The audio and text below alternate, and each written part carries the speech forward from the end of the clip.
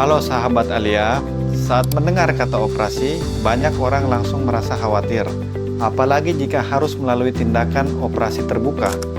Tapi tahukah Anda, saat ini ada metode penanganan medis yang lebih minimal invasif tanpa sayatan besar. Salah satunya adalah angiografi. Jadi sebenarnya ya, angiografi itu berasal dari kata Yunani ya, angio. Angio itu artinya adalah pembuluh darah ya. Entah itu pembuluh darah arteri ataupun pembuluh darah vena.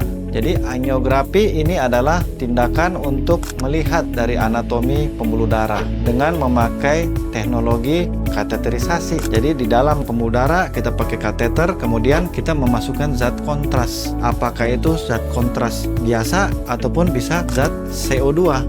Ya, di beberapa kasus kita yang mengalami fungsi ginjal yang kurang bagus, kita pakai CO2 supaya fungsi ginjalnya tidak terganggu.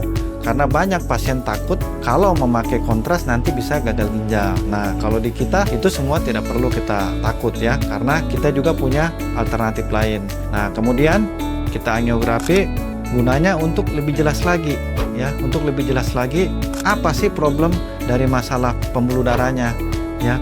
Kalau kasusnya memang berat, ya kita bisa lanjutkan dengan tindakan angioplasti ataupun embolisasi. Tapi kalau ternyata kasusnya tidak berat, ya kita cukup lakukan angiografi saja dan memberikan atau memasukkan obat-obatan dari dalam pembuluh darah.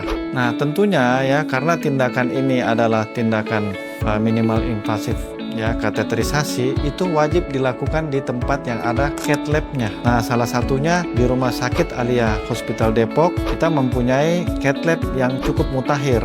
Banyak pasien-pasien yang kita sudah lakukan di cath lab ini dan alhamdulillah hasilnya pun cukup baik ya sampai saat ini.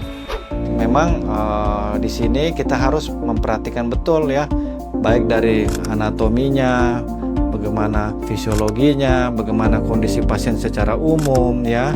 Dokter harus bijaksana melihat kondisi pasien secara umum ya, bukan hanya melihat pembuluh darah kakinya saja, tapi kita juga lihat bagaimana kondisi jantungnya ya, keluhan-keluhan lainnya, hemodinamiknya, kemudian metabolisme pasiennya. Nah, jadi disitulah letak tantangan ya ataupun kesulitan pada kasus-kasus angiografi.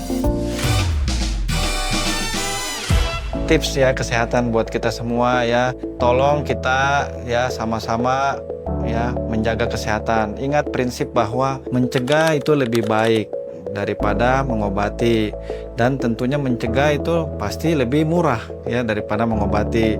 Kemudian untuk kasus pembuluh darah ya kita harus hati-hati ya yang berhubungan dengan komorbid seperti hipertensi, diabetes ya, penyakit gula ya, kemudian penyakit-penyakit autoimun, penyakit-penyakit vaskular lainnya ya. Ini dari muda kita harus jaga diet ya, jaga makan minum, kemudian pasti ya olahraga secara teratur dan secukupnya ya, agar pada saat tua kita memiliki investasi kesehatan yang baik.